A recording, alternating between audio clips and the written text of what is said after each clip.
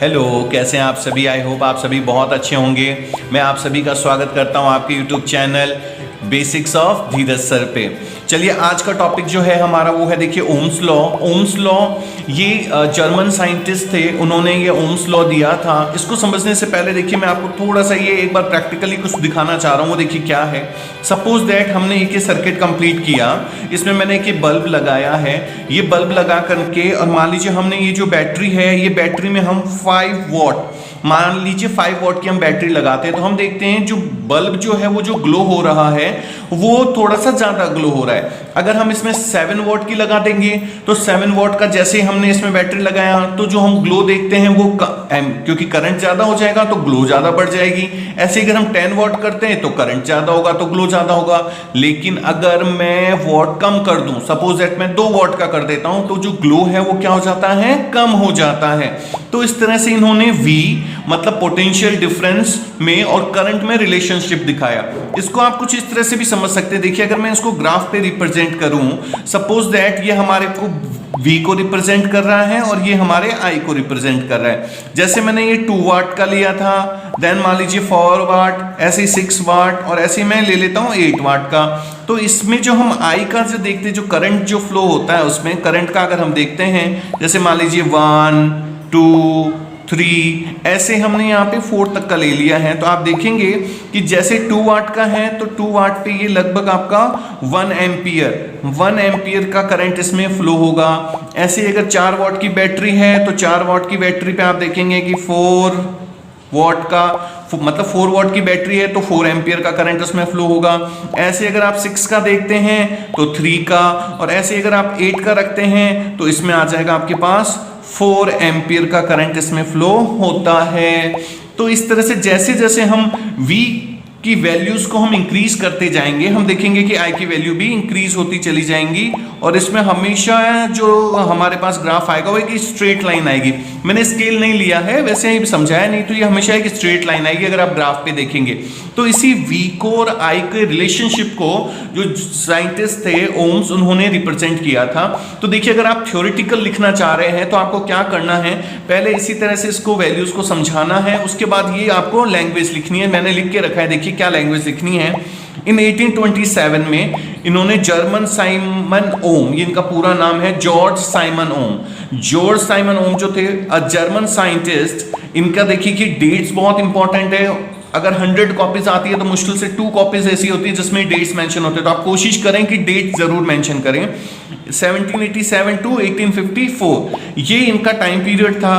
He found out that relationship between I current flowing and due to the changes occur in V means potential difference.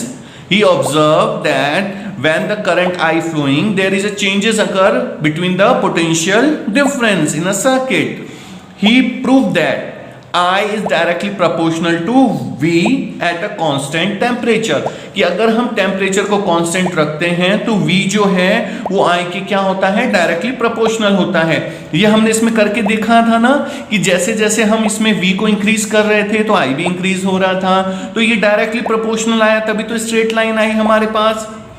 तो main ohms ने यही बताया था कि V जो होता है it directly proportional to I। अब ये प्रोपोर्शनल का साइन हटा करके जैसे ही कांस्टेंट लगाते हैं तो उन्होंने कांस्टेंट ले लिया, दैट इज R।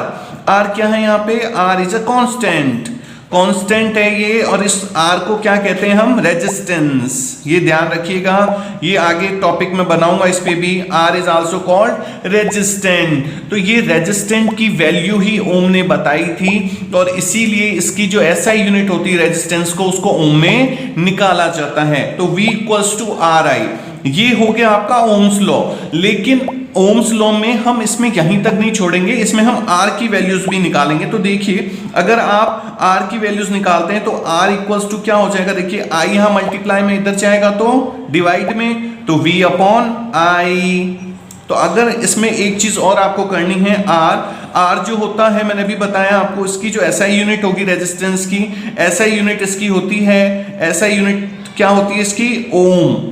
क्या लिखते हैं इसको, ओम, और इसको रिप्रेजेंट कुछ इस टाइप से रिप्रेजेंट किया जाता है, ये देख सकते हैं ओम, और इस तरह से इसको हम रिप्रेजेंट करेंगे।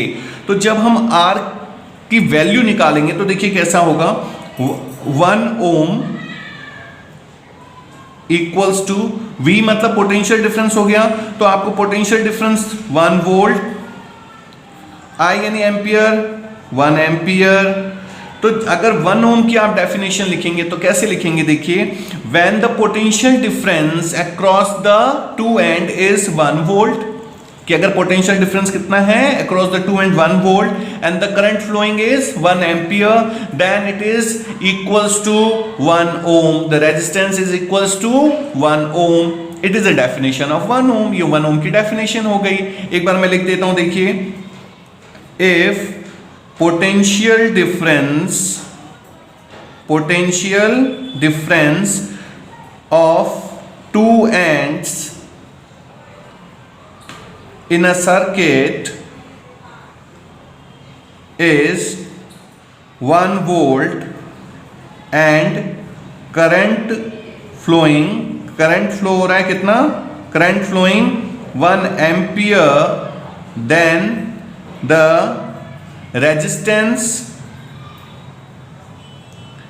equals to, resistance is 1 ohm। तो ये 1 ओम की आपकी डेफिनेशन आ गई। तो जब आप ओम्स लॉ करेंगे, वापस से देखिए, तो स्टार्टिंग में आप एक सर्किट बना करके V और I में रिलेशन दिखाएंगे, ये डेफिनेशंस लिखनी है, V प्रोपोर्शनल टू I, फिर ये R आ जाएगा, फिर 1 ओम की आप डेफिनेशन करके इसको कंप्लीट करेंगे। तो ये आपका थ्योरेटिकल भी आता है और ये आपके ध्यान रखिए, इससे रिलेटेड आपके न्यूमेरिकल्स भी आते हैं। तो इससे रिलेटेड जो न्यूमेरिकल वाले पार्ट होंगे उसके लिए मैं अलग से वीडियोस बनाऊंगा। तो ऐसे वीडियोस को अगर अच्छी लगे, अगर आपको लगता है कि हमें और भी ज्यादा टॉपिक्स बनाने चाहिए, तो ज्यादा से ज्यादा वीडियो को शेयर करें, लाइक करें, सब्सक्राइब करें और कमेंट करें। Thank you so much.